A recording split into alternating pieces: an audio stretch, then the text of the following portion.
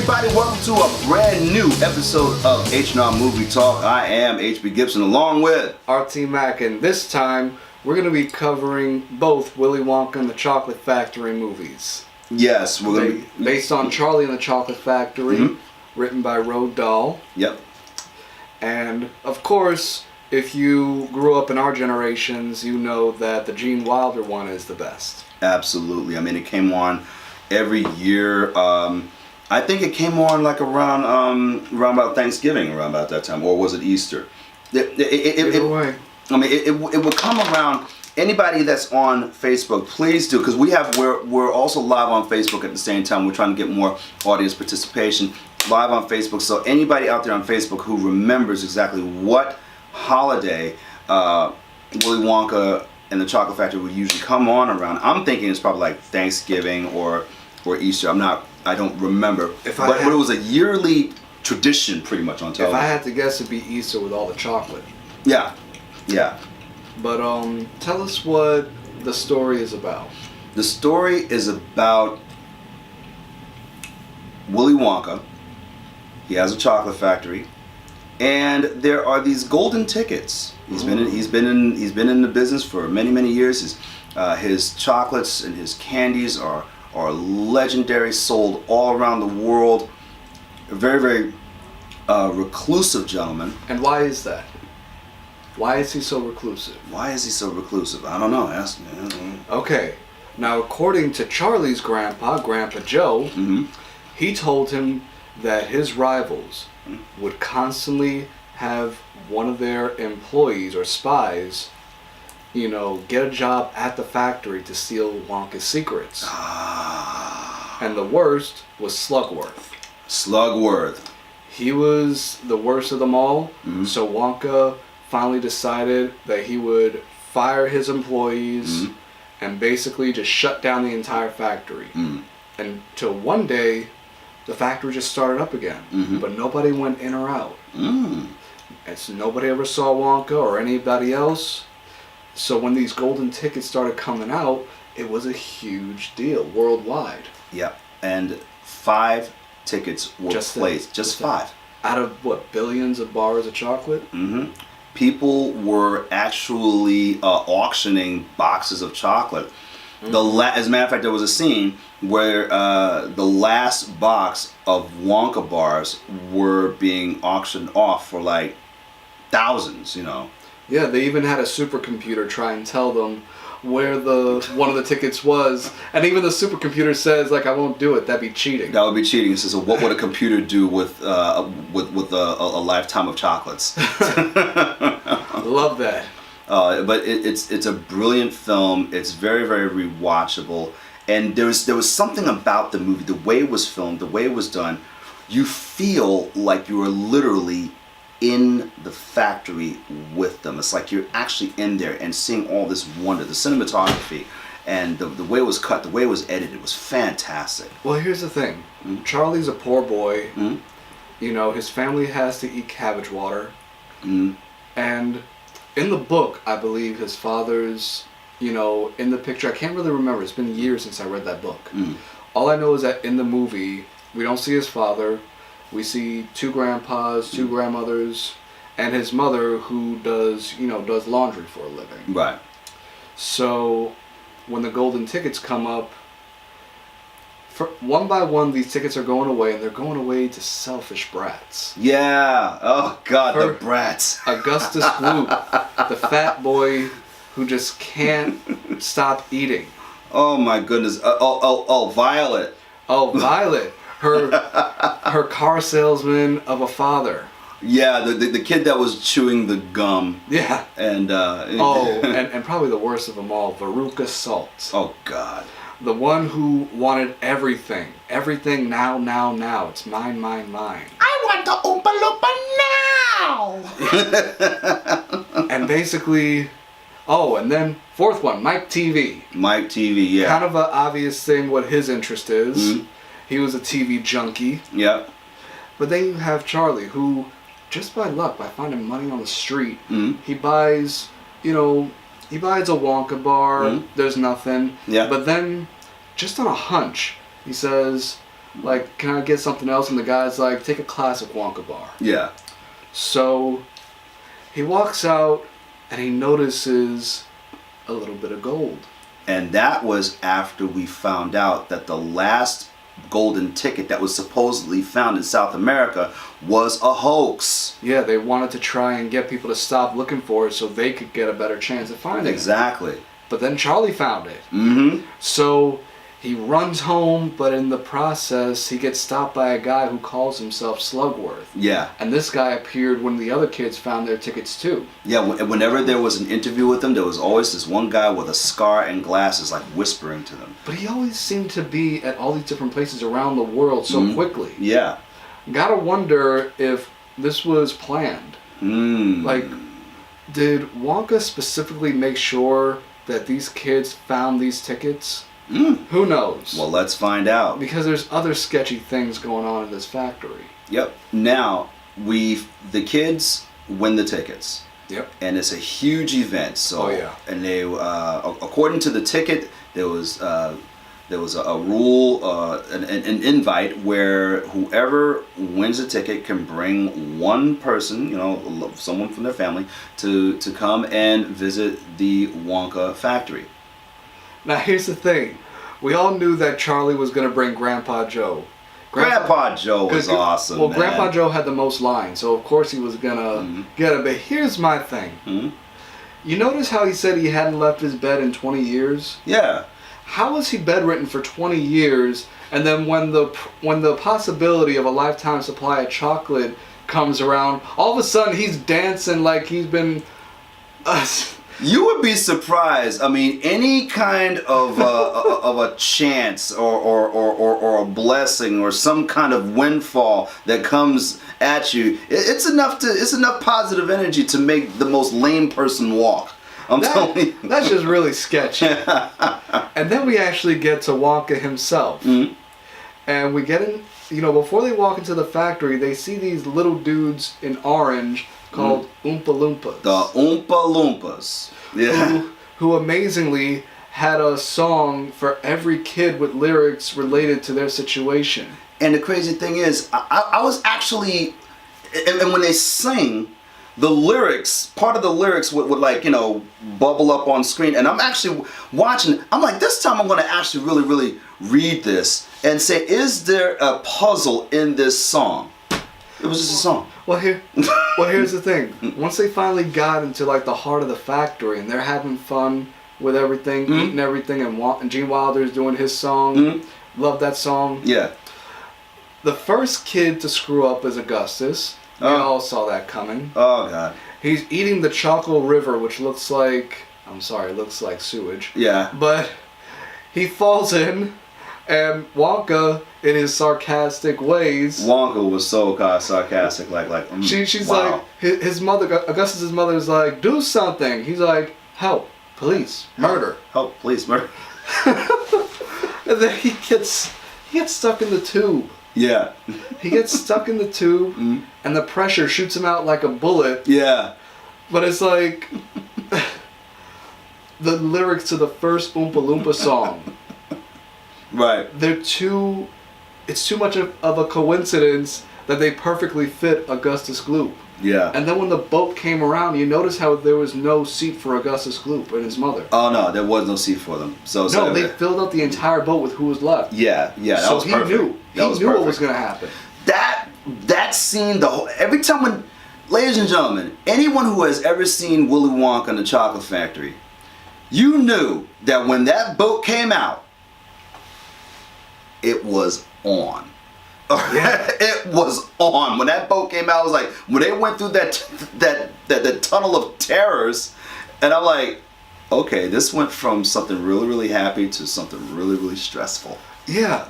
And Violet was the one who got it next. Oh yeah. Because, what a surprise! Wonka invents a certain type of gum that's like a 7-course meal or 3-course meal. Oh my goodness. But it's like when I think back. Yeah, she's a gum chewer. So of course she's gonna eat that. Against his warnings that it's not fully tested. And what happens? She blows up. First of all, you have to understand that the gum is a full course meal. So the first thing that she gets is tomato soup, right? Then next is roast beef and potatoes. And then here comes the dessert, blueberry pie. She blows up and turns into a blueberry full of blueberry juice, and they actually have to roll her out and dejuice her. Yeah, and again, the lyrics of the Oompa Loompas perfectly fit her. I mean, you notice a pattern here. Yeah. You notice a pattern. And next, Charlie and Uncle Joe, they get a little naughty themselves. Yeah. But you notice it's when everybody's not around. Right. Not the Oompa Loompas nowhere to be found. So they drink this thing that makes them float into the air. They start to get a little closer to the ceiling fans, but they're able to burp their way down. They burp their way down. Yeah, so nobody catches them. Supposedly. So the next time when you burp and somebody gives you a hard time about it, say, hey, listen, I'm just trying to keep myself from floating away, baby. That's it. Yeah. Yeah, but now we get on to my favorite one. The Golden Goose. The Golden Goose. Oh my God. One. And this is where Veruca bit it. Because she had her own song. Yeah. She stepped on this platform that's supposed to decide between a good egg and a bad egg. When she steps on it, bad egg. She went down. And her father, right after it, bad egg. And the Oompa Loompas lyrics are about a spoiled brat. I wonder who that is. But listen, if you hated her the way everybody else hated her, yeah, she got her just desserts. No, well done on the actress that played her, because if she brings out feelings and everything, from an actor point of view, if you don't like me and the character that I'm playing is designed for you to hate me, then the job was done. She did a good job. No, but the last one is probably the most obvious one. He takes them to a place. Wonka takes everyone to a place where he calls Wonka Vision. Wonka Vision, yeah. So, I mean, it's almost too obvious. He might as well say, Mike, you're gonna bite it next. Yeah, yeah. So he takes a picture of an enormously Godzilla-sized candy bar, and then it's floating up in a million pieces. Yeah. And then they reappear on a TV screen that you're able to actually grab into and take it out. See, this is how television works, folks. Well, at least I think it did back in the day. You have a camera in a studio. The information goes into the camera. It goes through the airwaves into the air, and then it receives into the antenna of the television, and all those particles in the air are then reformed into pictures on the TV. And that's exactly what happened to the kid. And the final Oompa Loompa song describing Mike TV, I mean, you can already tell. So this is why I say Wonka planned this. He knew that these, or maybe he planned this after he found out who won the golden tickets. Because of course he's going to have a TV in his factory. He saw who got it. Or read about it in the paper. So he had all of these obstacles planned to discern the good kids from the bad kids. Right. With all the punishment, dealing around their particular sin. Exactly. So Charlie obviously was the best one out of the bunch. Right. But he had to test Charlie, to see how his integrity was from the fizzy lifting drink. One last time. It was like one last test. Yeah, so he brings him and Grandpa Joe into his office, which everything is cut in half weirdly. Yep. And he just does a complete 180 in his personality. He gets to be very cold and distant. Right. And then he blows up on both of them about what they had done. Says that you lose. And even when Grandpa Joe just gets on him about destroying a little boy's dreams. Yep.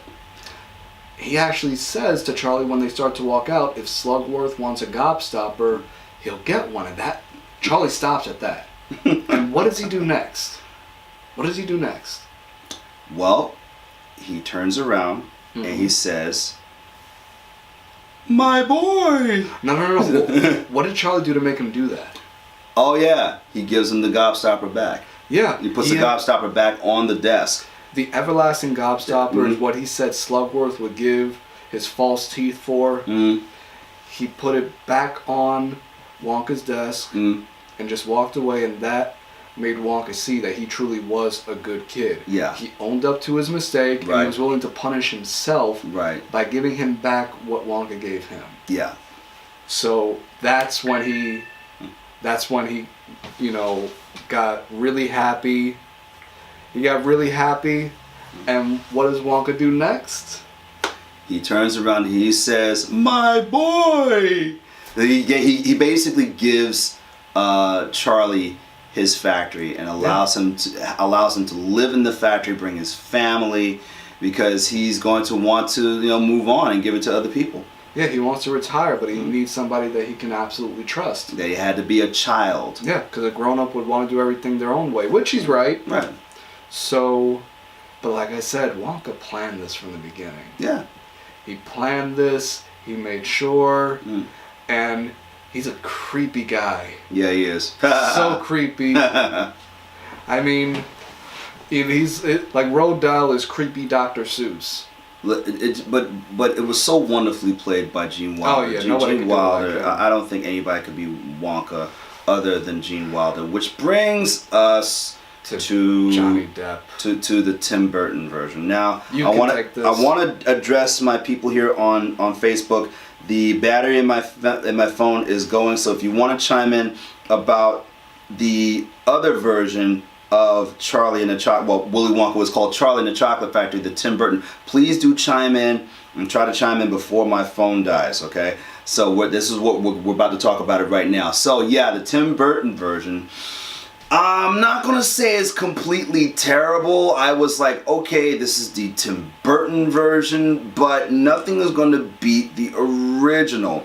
Especially when it started. What got me on my nerves really was the modern music.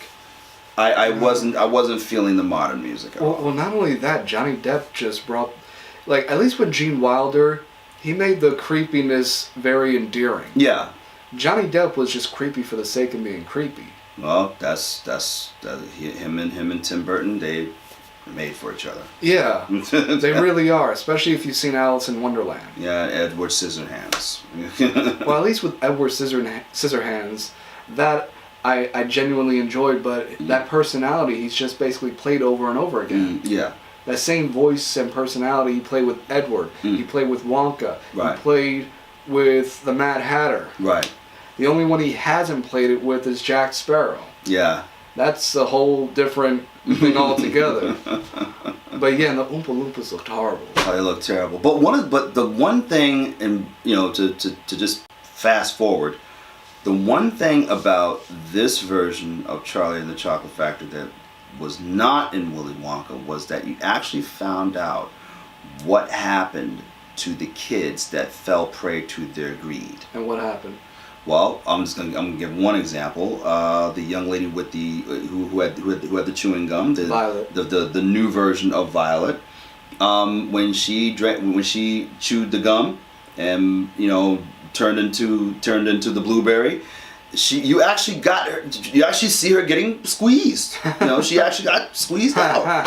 Yeah, and you pretty much see the fate of the other kids and what actually happened to them, which did not happen in the other film.